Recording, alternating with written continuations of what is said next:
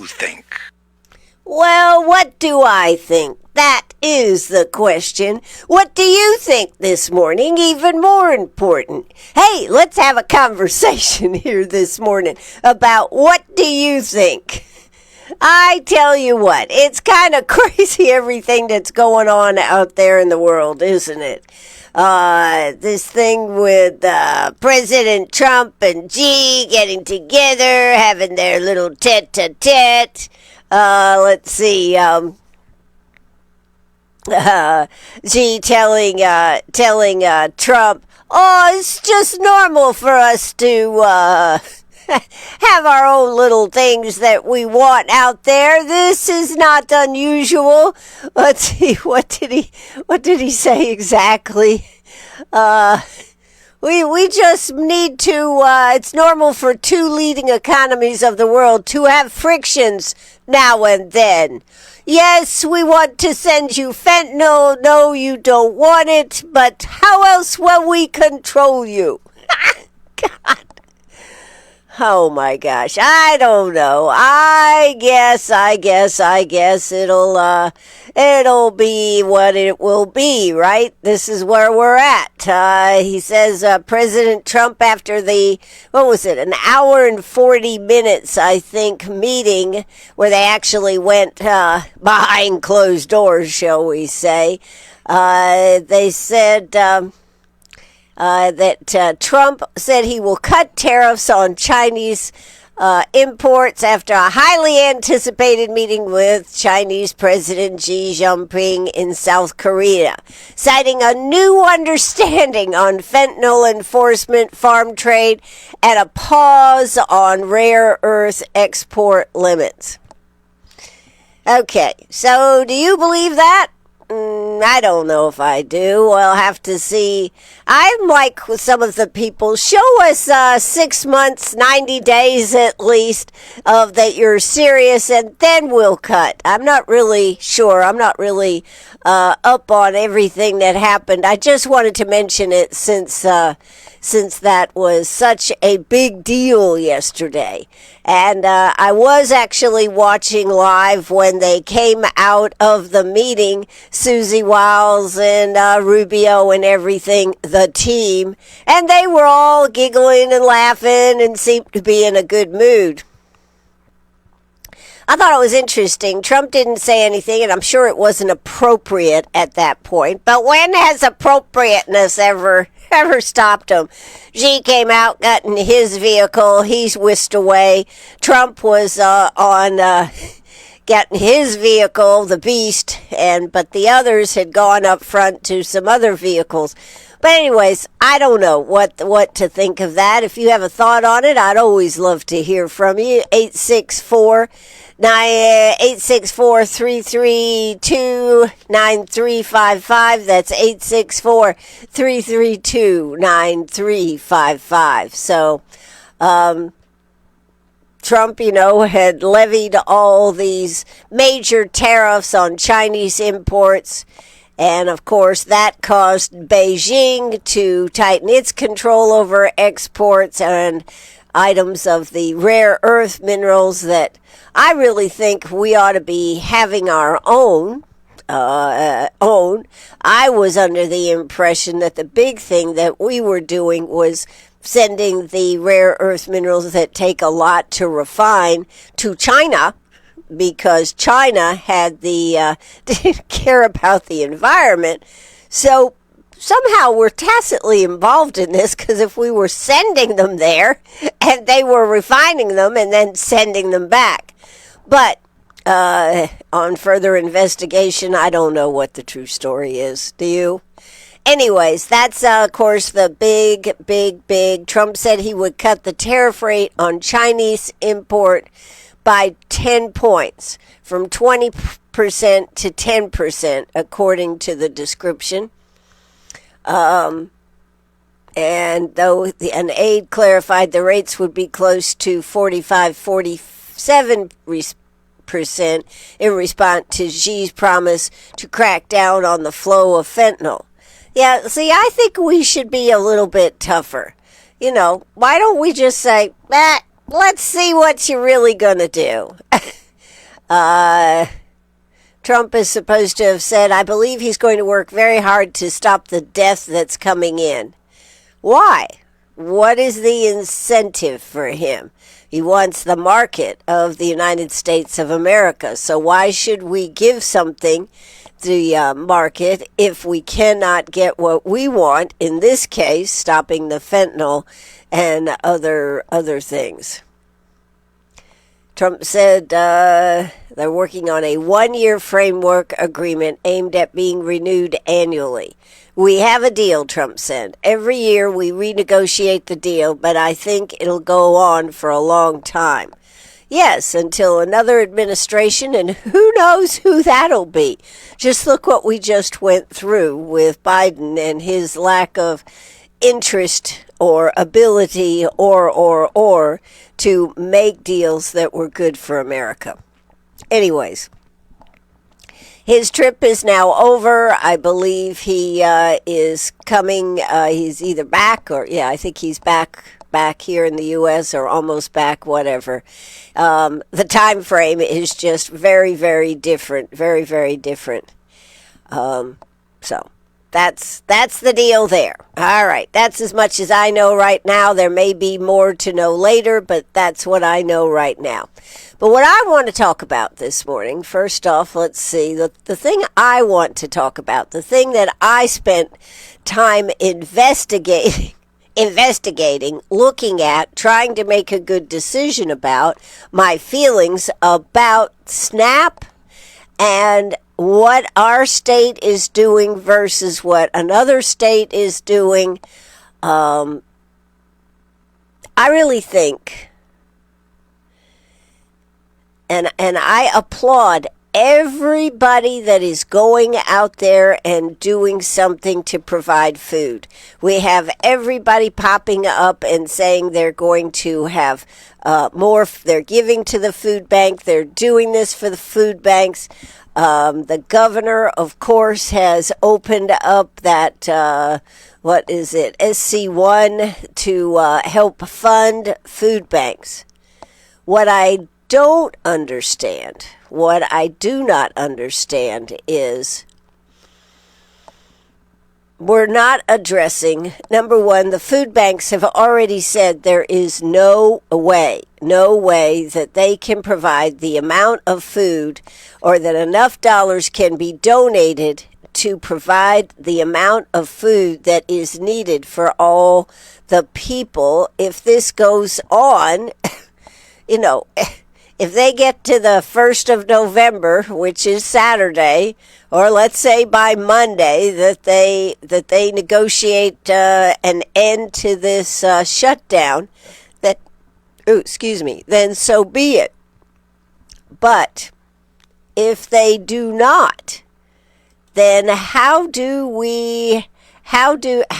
this thing get the food to the people that need it? I don't see them being able to do it. And I looked up and did some research, and I think I may be correct. The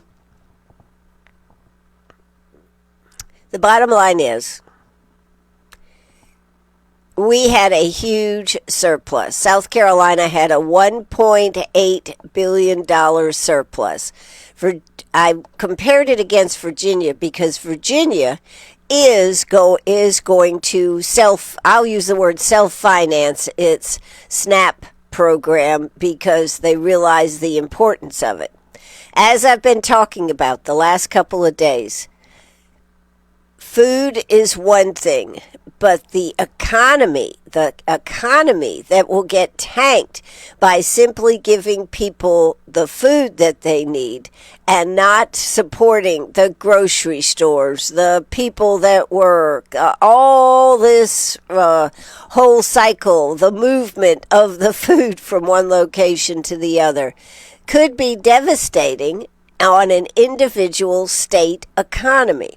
So, comparing it against Virginia, because I thought Virginia is going out and self-financing. In Virginia, they had a big surplus. Virginia ending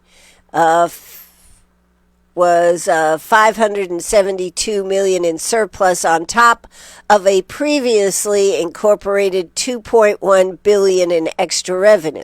Now, keep in mind, Virginia has a bigger economy, Virginia has more people, etc., etc. Proposed food aid spending, Virginia's Emergency Food Assistance Program, and they're calling it VENA, Virginia Emergency Nutrition Assistance, is estimated at about $37.5 million per week for SNAP residents.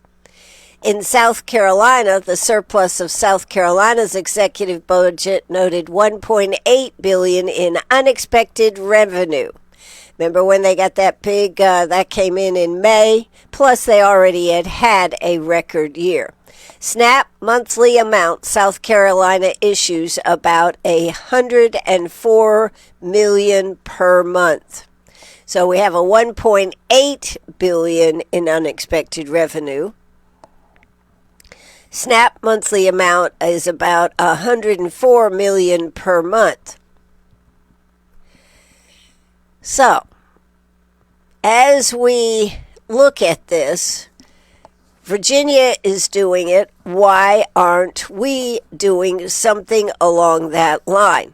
They say that the amount of money that this one SC1 can raise is nowhere near enough. Nowhere near enough. And the food banks are already saying that they cannot do that. South Carolina sitting on a billion plus surplus, and at the same time, $104 million in food money can't go out because it's federal. That's why the governor turned on the one SC fund. But charity money in the tens of thousands, I think I read last night it was like $46,000, can't replace federal money in the hundreds of millions. So,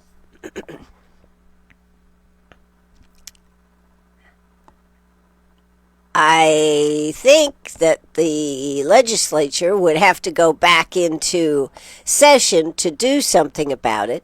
However, the governor could say, come back in and let's do something about it. I just think that the ability to tank one's economy, this will be a test of tanking the economy. If you take all that money out, let's see, where's my notes here? States three very different. In Virginia is saying they'll pay for it. They're sitting on 2.6 to 2.7 billion in surplus. They're putting about 145 million of state monies on people's existing EBT cards starting November 3rd, 5th, and 7th. So most families won't miss a month. Of note, if somebody already has an EBT card and they haven't used up their benefits for October, those benefits will still be there in November, so the money would be there for those.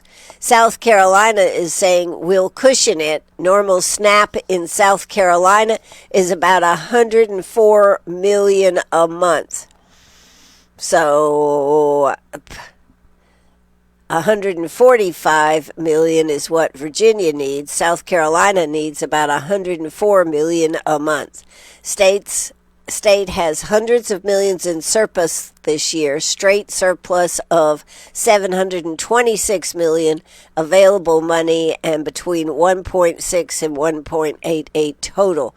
But it's not. South Carolina says they're not going to front the SNAP because the USDA says they won't reimburse.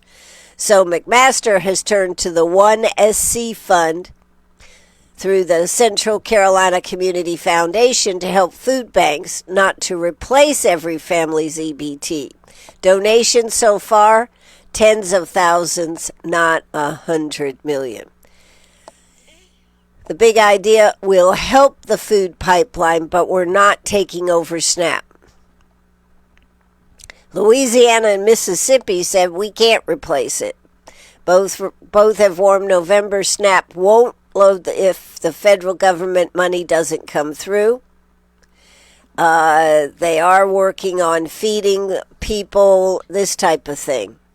They say they're going to feed the most vulnerable. That's in Louisiana and Mississippi, but we can't write a $100 million check. So I guess my question is, if Virginia can do this and we are sitting on such a huge budget, why can't we? Why can't we do this? I mean, I applaud, and I am certainly not negative to the fact of people going out and doing what is necessary with the food banks, and that the governor has activated the National Guard to help with transporting in trucks. But I've read articles about this. People, the food banks, even when they're fully stocked, they're having double the numbers of people that need the food from the food banks. They are running out of food. So South Carolina chose a charity route, which is normally, I think, would be good. I think there was reference to what happened with Helene and how much money was raised through that. But I don't think that we can do this. If 46,000 is what has come in as of yesterday, maybe the day before, into this account for charity, how can we expect to even come close? On top of that, it is what they can buy. Now, I understand some of these big food banks are ordering tractor trailer loads of food coming in, but it's not going to your grocery stores. It's not helping your local communities. And I wonder what is going to be the effect on our economy. And that's what my concern is. We think about the unintended consequences of food, of being just giving food through a food bank and donations and that whole circle.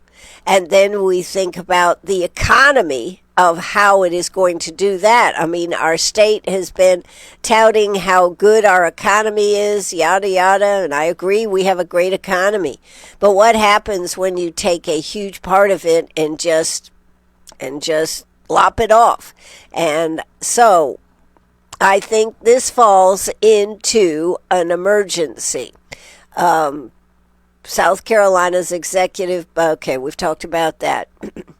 So, and this is interesting. I decided to check out the percentages, because it's really hard when you look at dollars and just see what percentage of the budget.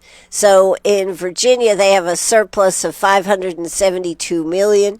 They spend approximately $37.5 million per week. If you run for 4 weeks, that's $150 million for 1 month. The percentage of the surplus used for food aid, 150, that's 26% of their surplus. That's 26% of Virginia's surplus. South Carolina has a $1.8 billion. SNAP monthly is $104 million. So that equals 5.8% of the surplus. Really a whole lot less percentage of the dollars, which I thought was interesting. So, what do you think? 864-2... Whoops, nope. Well, we can give you that one. 864-229-7984. But I wanted to give you... you can call that one. I call that our legacy line. Or 864-332-9355. That's 864-332-9355 to weigh in on this. The thing I like about this number, FYI, you can call and it translates it into a text, so I get it immediately so you can weigh in. So what are you thinking about this? Is Virginia smarter to go ahead and use some of that surplus for its emergency, or is South Carolina smarter to not use its money for an emergency?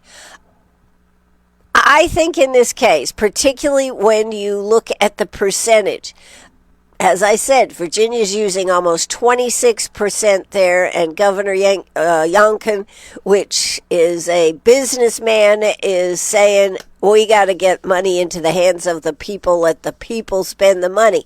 We all know there's fraud and waste. We all know this, but so will there be at food banks. There'll be fraud and waste. Fraud and waste from the standpoint of people that really don't need it, taking advantage of it, people maybe that really do need it, not getting it, yada, yada. So, we just had a call come in and said this person is losing confidence in this administration. So disappointed and disheartened. I mean, I can understand that.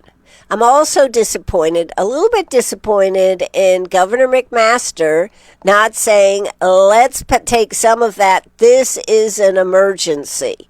When you are sitting on what we are sitting on here in South Carolina, is it right to, I understand wanting to get the food banks, but should we be spending the money and loading those EBT cards? I know a lot of you out there are saying, no, they just need to get what they can get at the food bank. I'm afraid for the economy of our state, because this is an issue where money makes it go round. And how maybe they can only do 1 month. Maybe they load those EBT cards and they say, look, keep in mind, this is 1 month that the state of South Carolina is doing this. But I really think this is an emergency, and I think our legislatures need to go back. It says here, Virginia is allocating a much larger share of its surplus, 26%, to cover the food assistance gap. That means the state is channeling a big chunk of its extra funds into maintaining household buying power for food. South Carolina, while also having a sizable surplus, is allocating what appears to be a much smaller share, 6%, towards covering the same type of gap, meaning the state is not fronting the full SNAP replacement, but using other mechanisms, charity food banks instead. From an economic standpoint, when a state puts money directly into household spending, like food assistance, that tends to stimulate the local economy immediately. Groceries, local stores, supply chains. Virginia's approach likely gives its economy more of that immediate boost compared to South Carolina's more muted response. So yes, all else equal, Virginia's decision to channel surplus dollars into food benefits is likely to produce a stronger short-term boost to its economy than a state that delays or substitutes with charity rather than full benefits. That said, long-term economic benefit also depends on how the money is used, food spending versus tax cuts versus infrastructure, and what the multiplier is. So it's not automatic that Virginia wins in everything simply because it spends more now. But for keeping consumption up during a disruption, Virginia's approach looks more aggressive and likely more economically stimulative in the short term. And I think that's what we're talking about here, the short term. I think that we found this over and over. I think it's great to count on the charities. South Carolina won that fund, but it's not going to do it. The food banks have already said it can't cover what they need, and that is why we're where we're at. So I wanted to really dive into that because I think a lot of people don't understand this. We've got a lot of people in our area that are already saying, let's get the food, let's distribute the food. That's all good. That's a help. but it's not going to help overall if the government doesn't get back open. And when the government doesn't open up, should the South Carolina government help take care of our people? I think so. It does say, although South Carolina has a surplus of tax collections as well as reserves it could potentially use to fill in the gaps, the federal government would not reimburse the state for anything spent on SNAP, according to last Friday's memo from the U.S. Department of Agriculture. That could put the state out about $104 million, according to DSS. You know, that's a decision that the state has to make, but I think they should be looking at the longer-term effects rather than the short-term, which is the putting the money out there. And I know that doesn't sound like you, Ann. That's because I'm concerned about the economy. I'm concerned about the economy. You take this, and sometimes once you start on a downward spiral, it's very hard to move it back up. So it also says I did my own analysis on some of these figures that I got you comparing Virginia and South Carolina. But there is a pretty good article in the South Carolina Gazette about this. Any sort of decisions on funding must come from legislatures who are not scheduled to return to the State House until January. Well, we had a hurricane last year. What did we do about that, Henry? Okay, any sort of decision on funding must come from the legislators. Senator Dion Tedder, a Democrat from Charleston, sent McMaster a letter Monday asking him to call legislators back to the State House to come up with a solution. There's something that certainly we can do to figure out how to ensure that people don't go hungry. Their whole premise is that they're not going to be able to provide enough food for all the people that are needing it. McMaster said it's up to the legislatures to decide whether they will come back and have that debate. Even if legislators decide to come back early, any decision they made would not offer an immediate fix, McMaster said. Well, who has the right to say, let's spend the money. Let's gamble that it'll be a good decision. Our state is already on an excellent track. Don't you think we should spend the money, or should we just say, let the charity do it, and if the charity doesn't work, so be it? Other states have questioned whether state agencies can even load money onto SNAP debit cards without the help of the federal government. DSS, which administers the program for the state, does not touch SNAP funds, which go straight from the federal government's coffers to cards distributed by third-party vendor. The USDA instructed states not to send any information about SNAP to those vendors for the month of November, which made officials question whether that applied to state funding as well. Some states, including Alaska and New Mexico, have determined that the directive meant that no state money could go towards supplementing SNAP funds. I just don't believe that. Representative Hamilton Grant, a Democrat from Columbia, called on McMaster in a separate Monday letter to declare a state of emergency. Grant wanted to see the State Department of Agriculture send more money to food banks and deploy the National Guard at the state's expense to distribute food in communities and allow state agencies to work with nonprofits to distribute food. This is a disaster. We are in an emergency. So a state of emergency would not solve the monetary issue food banks are facing, McMaster said. Activating the 1SC fund and the state guard will give food banks what they need most, money and manpower. This is what the governor said.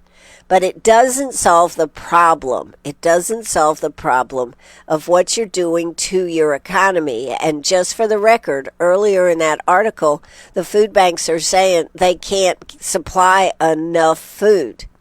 It said, McMaster says, we have a great network, but we must have its volunteers and money. We must have those two things in order to help out. but I'm confident that we can do it. That's from Governor McMaster. As I said, Virginia is taking a totally different approach. South Carolina has 4 regional: Golden Harvest, Harvest Hope, Low Country Food Bank, and Second Harvest Food Bank of Metrolina. And they say that you can look at online a food access map. But everything that you're seeing is too many families, too little food, even when they're pouring the food in there. So support your local food banks. This is of course great. Support your local food banks, but I think we need to start calling our legislatures and saying, nobody knows. Nobody knows how much longer this is going to last.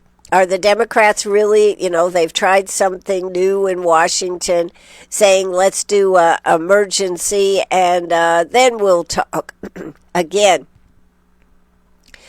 Disingenuous in their approach in trying to get what they want out of this. But I think we should, 2 things. I think we should start calling our legislators. I think if you are on the Democratic side of things, you should start calling your legislators. Maybe we don't have that money. There's in the Senate, we only have Republicans, and they both voted for the clean CR. But some of these other states with Democrats that are holding up this clean CR to go through, that really is the answer. Open the government up. We don't know how many days. I think 35 days was the longest one in, 2018, 2019. Do the Democrats just want to be able to get to 40 days, 38 days? How many days do they want to get to before they'll come to the table? I don't know. But the money...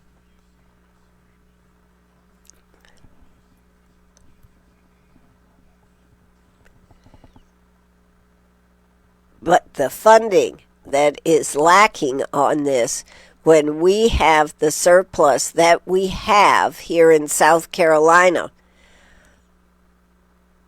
why don't we look at loading these SNAP cards? You could do it on a weekly basis. You do not have to fund the whole thing. One of the other things I found out is SNAP cards are loaded just like Social Security. It's not 104 million all at once.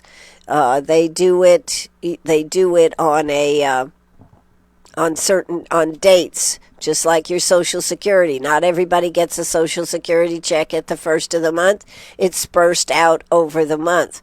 They could do the similar type thing.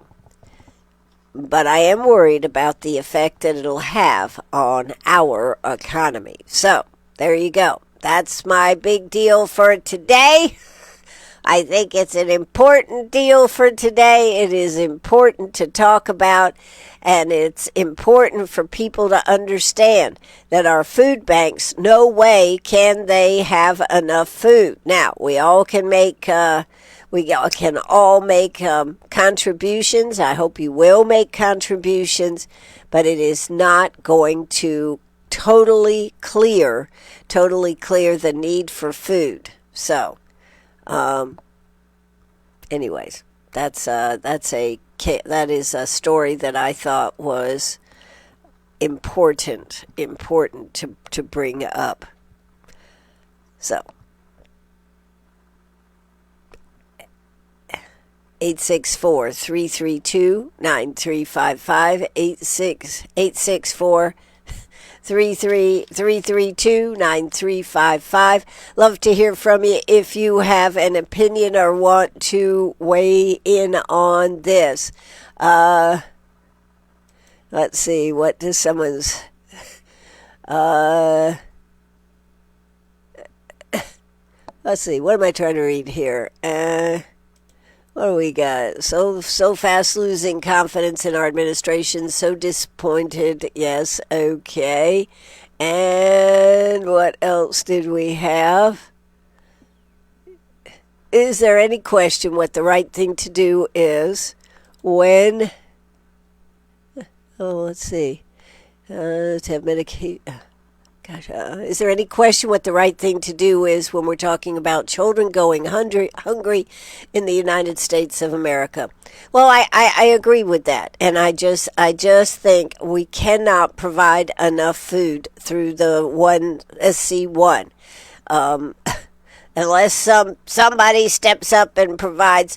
But still, it's there's going to be a thing where it's going to affect your economy. And are you just going to wring your hands and say, oh, well, the economy's tanking, yada, yada, when we could have a way to keep the economy afloat and feed the people? I don't understand why we're not taking that route. That's my opinion. I guess as a business person, and because I was a business person, sometimes you just had to gamble and pray and hope that you were making the right decision. Should I buy this? Should I sell this? Should I take this for a price? These are things that all business people struggle with. Very rarely in big business do you ever get exactly what you want. It's a negotiation, and you just hope that you have the faith and the ability to say, I did it, and I'm proud. Jeff always used to say, I used to struggle with that, and Jeff used to say, just take the money, Ann. Come on, there's another deal down the road.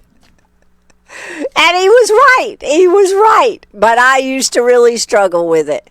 So there are going to be people that there's not going to be enough food if we don't do something drastic. And that's why I spent the time talking about it this morning. I thought it was that important that we should talk about it. Articles are popping up all over the place about it. Food banks can't handle it. So what is the answer? And there's another article here. This is from the South Carolina Gazette. I actually like this. Like these news. Why you might see ramen at your neighbor's door on Halloween. Yeah, see, Halloween's coming. Okay, instead of giving the kids candy and good stuff, gummies and all these things that they want, how about a package of ramen?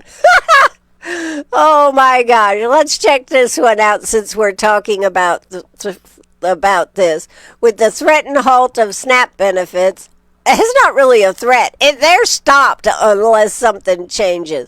A movement has gone viral online to encourage the distribution of shelf-stable goods with candy.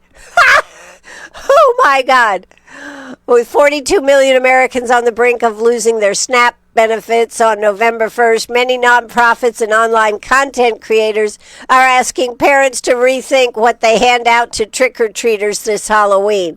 Some groups and influencers are using their platforms to remind followers that funding for SNAP is about to run out because of the government shutdown. Handing out non-perishable food alongside candy, they say, can go a long way to help neighbors in need. So, there you go. Every little bit helps, keeps a child's belly full. So, between today, tomorrow, I don't know if there'll be any stuff this weekend going on. Maybe you want to think about a can of soup and a piece of candy. Anyways, I'm making a little joke, but that's how serious this is, folks. It is real. Many popular pediatrician influencers and other content creators who focus on child well-being are repeating a similar message. Among their suggestions is placing a supply of cup of noodles and mini cereal boxes on the doorstep so families can take what they need without stigma.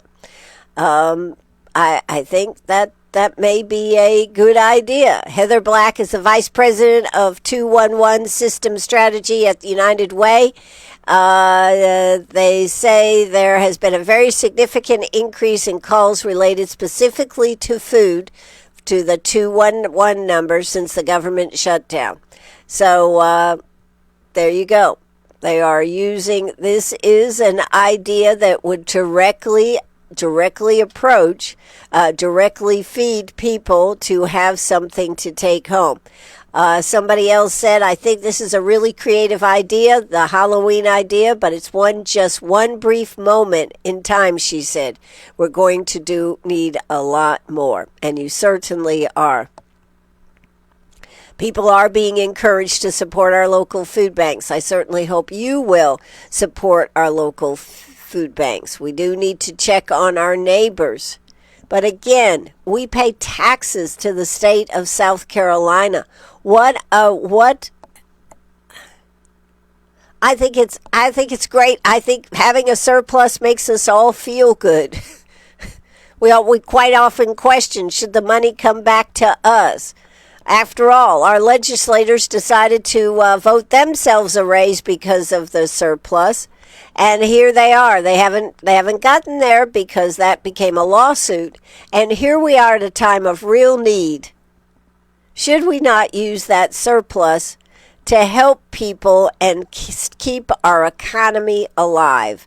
That is what I say. I just don't see being, I'll use the word cheap, at a time where we really need this. We saw the effect of what happened in our state when we all pitched in and money was flowing to do things. Did we just do it because the federal government would repay us? Or did we do it because it was the right thing? We've seen it in our own community. We see it in our own community. We see it in our local government. Well, they're going to repay us, so we'll go ahead and spend the money. May take us a little longer to get it back, but they're going to repay us. In this case, I don't think it matters whether it's repaid by the federal government or not. It's the right thing to do. So that is why I say this is what we need to do. And whether you think that there's a lot of fraud and waste in it, there also is a lot of need in the program. We at this point cannot be deciding who should or who shouldn't have it. Our objective should be to make sure that people have food. And if the food banks are constantly going to be running out, we can't get ahead of it, then Henry, McMaster, I think we need to make a decision to do some of that. If Virginia can do it, surely little old South Carolina with a huge abundance of funds, surplus from our taxes and everything. Number one, surely we need to look at our tax system because we shouldn't have that much of a surplus. But since we do, we should take advantage of it. And if the federal government doesn't pay it back, then so be it. Why should we suffer why should we see people suffering when we have the ability to do it? Why should our people be asked to constantly give and give when the government, our South Carolina government, has this money on hand? Like it or not, that's my position here this morning. So, any other comments coming in?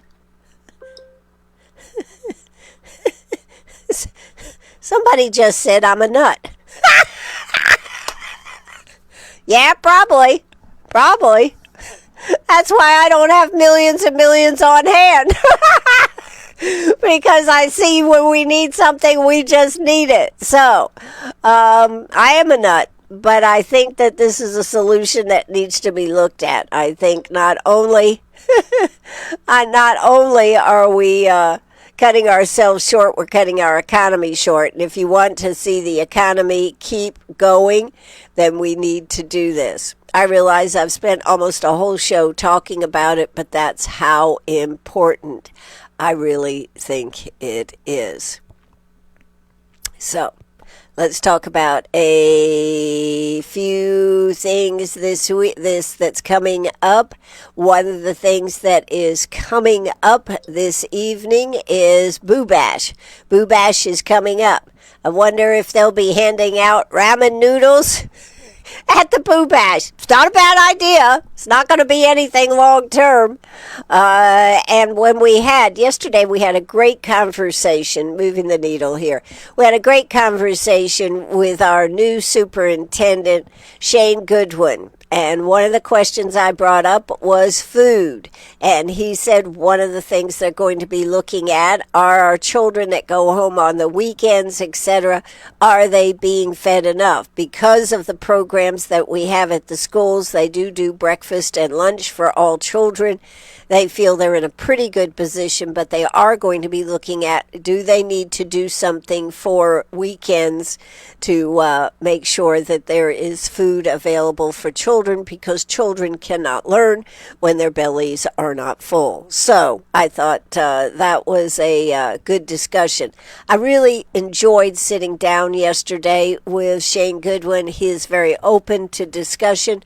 I think one of the things that he said that I thought was impactful yesterday, if someone has a problem, needs to have a discussion, get a hold of him through channels. If you see him out, he has no problem in meeting people where they're at. If it's more better to meet at a restaurant, he says he likes eating out. It doesn't have to be in his office, I think was his point. He really is excited to be here in Greenwood. He started out as a kindergarten teacher, and he said it's been the greatest decision of his life. I hope you will go back and watch/listen to this interview. I thought it was very impactful. I thought it was a great way to get to know your new superintendent. They are excited about some of the things that they are going to start looking at implementing. And one of the things that did my heart good was to hear that all the magnet programs, Montessori programs, Avid programs, all these great programs that we have here in District 50 are not on the chopping block. They are programs that they're looking at how they can do better. What do they need to add? Is there another I think it's called a cohort that can be added. So I was very impressed with what he said yesterday. It was great. It was great. So very, very, very glad that he came and sat down, talked about all the things that they are doing. They are, of course, still waiting, I guess, for their report cards for their students, but excited to be able to help each and every student succeed. And I think that is a good thing. So I want to say that that was a good interview. That was yesterday afternoon. The day before, we had Kelly McWhorter and Chip Tinsley on. Great interview, great conversation about the history of our state as far as it relates to the Revolution and the American Revolution, and we're going to be talking more about it coming up on the 14th and the 15th. The quarterly meeting for the America 250 will be right here in Greenwood. You actually are invited to come to that meeting, which will be on Friday at the Inn on the Square. And then Saturday, they have all kinds of activities planned. Of course, some of it is depending upon the government being open or not. And as they said, if it's not, they'll still be doing a lot of good things. A lot of people don't realize how important the 96 historic park over there is. It was where the first battle of the Revolution was fought in South Carolina. So most important. So let's talk about a few things that are coming up next Friday. Not this Friday, next Friday. Brewer Middle School Acts Fine Arts in partnership with Uptown Greenwood is presenting The Little Mermaid. That's right. Free admission, outdoor screen, food trucks, and fun. That is next Friday, November 7th. They'll have the food trucks at 5. Movie begins at 5:30, and that'll be at the Uptown Market in Uptown Greenwood. So that is going on. Next Thursday, November 6th, 8 to 9 a.m. They are going to be meeting at the SSC Training Room, 104 Wells Avenue, for self-regional. They're having a coffee and connect through the chamber. That is a great way to learn about some of our local businesses here. Hosted by Self Regional's Home Healthcare Services. Start your morning with great coffee, great connection. Learn more about how Self Regional Home Health Services provides skilled nursing, therapy, and support to help patients recover safely and comfortably at home. One of the things, we had the gals from that on 2 or 3 weeks ago. Great interview, lots of information. I'll bet you didn't realize that I think Greenwood covers more miles than any other home health services in the state. I had no idea they actually covered Anderson and Greenville. They have merged with, of course, over there in Abbeville, and that's given them a much bigger base. But the number of miles, I don't remember what it was, and what they do over there is huge. And they say if you're having any problem getting home health, all you need to do is call them, and they can help you get the information that you need. And I don't see the card right here. Call Home Health, though, and talk to them. There are some really good options over there. All right, so that's coming up. They've decided, I guess after being on WCRS, they're going to do more of this type of thing because they got a really good response. I'm just kidding. But I thought that was a great thing they're doing.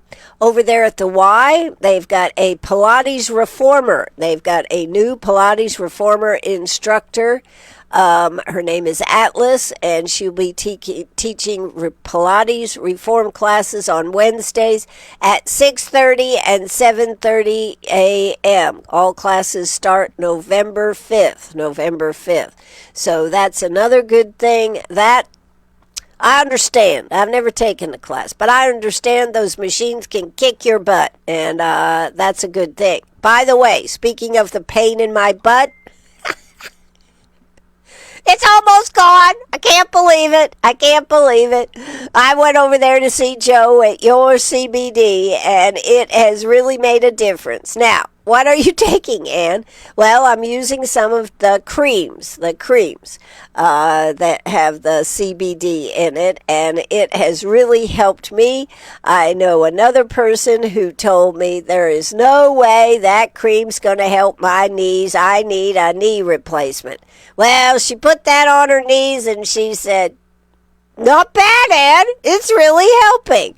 And so I started with the medium one. I needed to go to the higher level because I had so much pain in my butt, but it is now much better. I actually started with the medium one, and my friend that decided to try it said the medium one worked on her knees. So you might go see Joe, your CBD. Tell him you heard it right here on WCRS, and Ann was talking about him, and he'll definitely give you a discount on it. But it really has made a big, big difference. Also, so that's your CBD. Go see Joe over there. You hear his commercials. Well, guess what? The stuff really works. I also want to say a big shout out. Oh, I'm long-winded today. If you have a dog that is having problems, Gracie, before Gracie left us, was having issues of standing. And so I tried some of the CBD products for dogs over there, made a tremendous difference for Gracie over there. He also touts, although I didn't ever really try them, for calmness, and a couple of other things that they have. But the ones that I was giving Gracie really helped her be able to walk.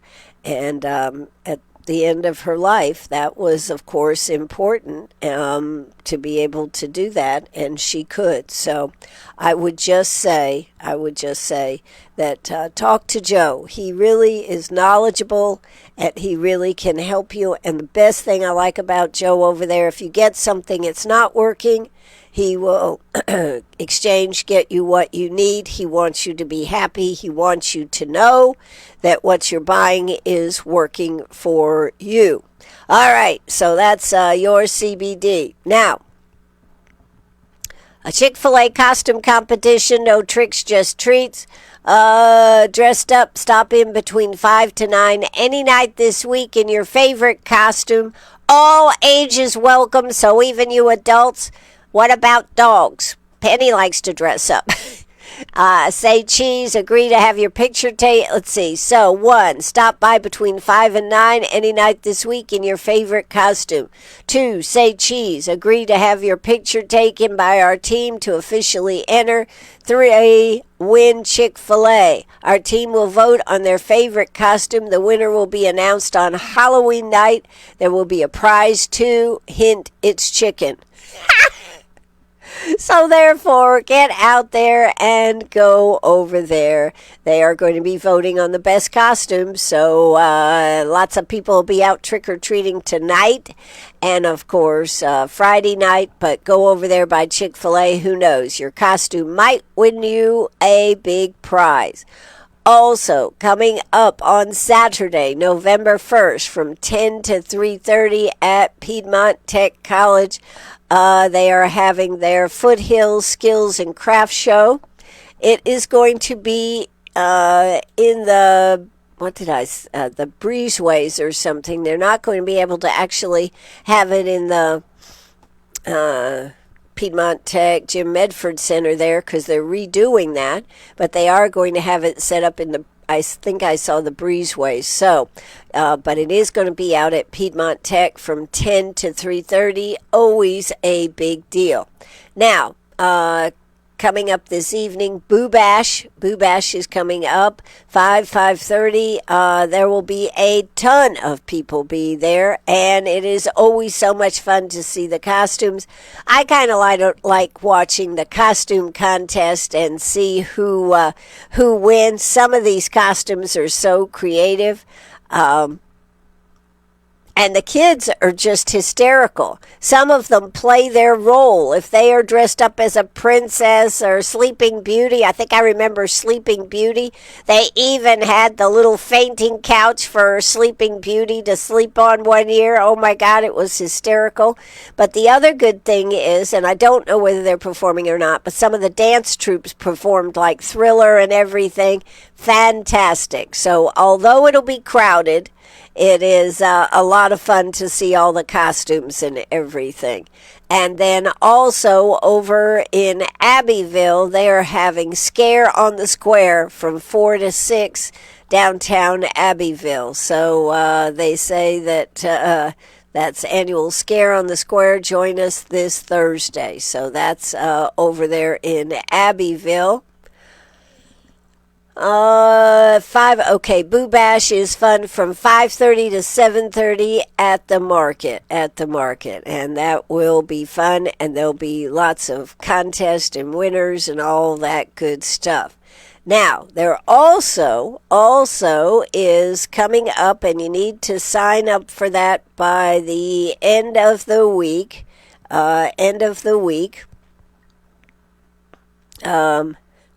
we need to tell you about some of the things that are going on for Veterans Day.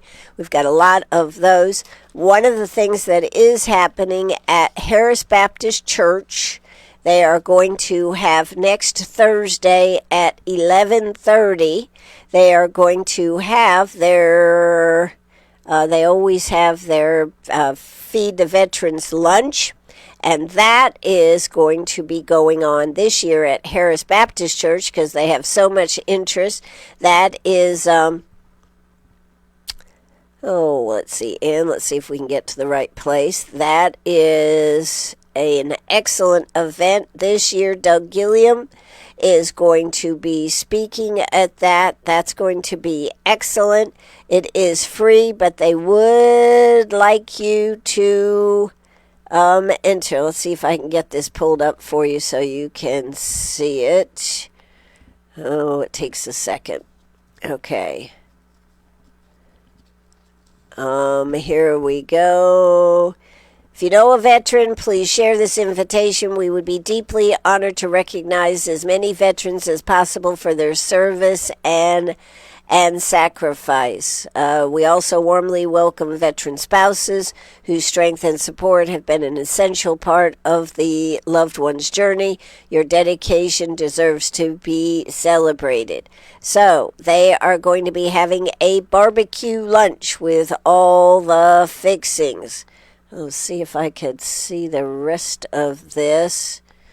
Well, okay, I can't do it that way, but I can do it this way, I do believe. I wanted to make sure you know about this because they would like you to sign up if you would. Okay. Let's see. Harris Baptist Church, 300 Center Street, Greenwood. Doors open at 11 a.m. That is Thursday, November 6th.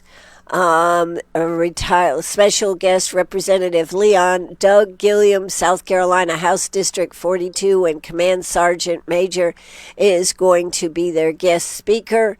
And he says, come on out. He loves to talk to veterans. He loves to be with veterans. He loves to share his story. Attendees will enjoy live music, inspiring speakers, a complimentary barbecue plate lunch, special drawings, door prizes, and access to informational tables offering valuable resources for veterans and their family. This is Ashley Square's annual Veterans Lunch. So I'm going to give you the telephone number to please call and tell them you'd like to be there. 864-407-2775. That's 864-407-2775. That's to call Jan. Or you can call Kim.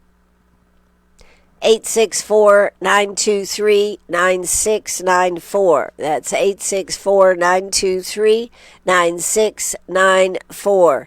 So that is going to be another great event for veterans. That is on next November 6th, which is next Thursday at 11 o'clock. Lunch will be at 11:30, program at 12. Also on November 6th at 4 p.m., Grace Street Park will have its opening ceremony. Now, I got more. I don't know why I have so much. Why did I talk so much about this food bank thing? Just, I guess, because I think it's important. I think it's a decision that doesn't require a lot of brains here. Coming up today, did want to mention this one coming up today. They're having a chess exhibition, visiting chess master players, all challengers at the same time. The man that is coming to town, Mike Saylor, is going to be at Polaris Gaming this evening, 4:30 to 5:30. Players sign in and entry fee. If you'd like to be one of up to 20 players, it'll cost you all of $10 for this experience. I think it's really cool, really cool. 6 p.m. there's going to be a lecture by this visiting national master, Mike Saylor. 7 p.m. they're going to have the simulation going on. He will play up to 20 people all at the same time. So this is pretty cool. Now the lecture is free. The $10 is only if you want to play. But then a lot of people want to just come and watch. Advanced registration suggested, particularly if you want to play, because they do only have 20 slots. This is, I don't know whether this gentleman or somebody else, but I know they have done this in the past, and it is very, very fun to watch and successful. But you can text 864-389-1180. That's 864-389-1180 if you would like to play particularly to play. It is important. So that's that one. Also, my God, Ann, the Valor program that was supposed to be today has been moved to November 13th. So you still will have time to sign up on that. The number for that to call to make an appointment, whether it's a basic will, a living will, or power of attorney, 864-450-9268. That's 864-450-9268. That has been moved to November 13th.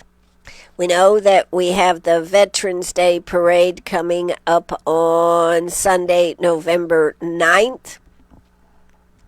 Girl Scouts are going to be collecting hats and gloves for our veterans because it's going to be cold, and the Girl Scouts tried to come up with something that could address this issue. So the winter gear will be collected at the Veterans Parade, and then they're looking for winter hats and gloves from parade goers. With cheerful smiles and spirit of service, the girls will be accepting contributions directly along the route as they honor our veterans through this act of kindness. Then the gear will go to the Greenwood Veterans Center to make certain that those who have served our nation are not forgotten during the colder season. So this is an excellent project. This is just one of the many ways Girl Scouts across South Carolina mountains to Midlands are demonstrating leadership, empathy, and active citizenship. So they would very much like you to, if you can buy a hat or gloves or both, to do that. Also, let's see, we have the gift bags for Meals on Wheels. That we can wait to another day for. Coming up, though, on Friday, November 7th. So on November 6th, you get a free lunch at Harris Baptist Church for our veterans. On Friday, November 7th, at Care of the Piedmont, they are having a Veterans Day breakfast at the Hospice Store in Greenwood. So they say, please RSVP by November 3rd. But you can, and I'm sure if you're over there, check on it, but they are going to be doing a free breakfast for veterans. This just goes on and on and on. The Veterans Day Parade is at 2 p.m. on November 9th. Rain date will be the 16th. Location of the parade will begin at the South Main Street Baptist Church, proceed up Main Street, ending at Hampton Shopping Center. Call George Watson if you'd like to be in the parade, 864-229-0726. That's 864-229-0726. And show your support from the sidelines. We're asking the entire Greenwood community to line the streets and cheer on our veterans. So that is a few of the things that I know is going on. I happen to go to Scooter's Coffee sometimes, and it says open on Halloween, which is Friday, of course, 5:30 to 9 p.m. Buy one, get one free on any small drink. That's what Scooter's Coffee is doing. 10% off if you're wearing a costume. That's on Friday, October 31st. So, all kinds of free things. Just go ahead and dress up and hit them all. That's what I say. Penny, are you ready to go? Yeah, I'm ready to go. You know, she has 3 costumes. She has a mother that's kind of obsessive. Yeah, it's probably a good thing I wasn't a parent. Anyways, what else do we have here? Do we have anything else? Any other costumes? Any other things coming in? Yes, okay. Looks like somebody else said, and you raised good points here this morning. Unfortunately, it probably will fall on deaf ears. You're probably right. You're probably right. After all, isn't we have on top of that, I just happened to think about this. On top, we've got a surplus, we've got a rainy day fund, we have all these funds, so we're not even covering all the little crevices that our government has put money aside for emergencies and stuff. And I know that, that it's a slippery slope. You start using it for this, well, that's an emergency, this is emergency. I understand that. But food is a basic necessity, and is not our government supposed to help with things such as that in an emergency? And that's why I'm saying, what are we doing about it, South Carolina? Why are we holding back and trying to say that we can do this through donations? Donations will help, but there is no way we can make the maximum benefit out of this in a short period of time. And do you think, you're gambling. How long will this shut down? How long will the Democrats hold out with the shutdown? That is the big thing. I would be shocked if it went into Thanksgiving. That is just unbelievable. But I do think that at this point, using some of our surplus, whatever you want to call it, that I think that this would be the thing to do. And I think our legislators should be back in session, hammering out something more than people contributing to this. There is no way we can make $104 million so that they can supply enough food to those that need it. Of course, there are other issues, how much fraud, how much waste, yada, yada. I agree. But at this moment in time, we really need to support and make sure that our, number one, our people are being fed, but number two, that we don't put ourselves in a worse position by tanking our South Carolina economy. Nobody will know the long-term effects. Nobody will know any of these things. But sometimes action is the best step that you can take. And even if they did half a month, I don't know. There's a lot of different ways to do it, and I'm not on the inside on this. Next Thursday, though, I'll have Pamela Evett, the Lieutenant Governor, with me, and I'll ask her about that then. There you go, Pam. If you're listening, be prepared. Hey, I'm Ann Eller. This is WCRS Radio. Penny says, and it's time to go. So I'm going to say it's time to go. It's always great spending time with you in the morning. No show this afternoon. I do plan to get out there and go to Boo Bash, and maybe you better sign up for notifications, because I plan to probably go live. People are loving my little videos I've been doing with Penny. It's a challenge, but I love doing it, and she loves being on it too, and eventually she'll be doing these by herself. I won't even have to be part of it.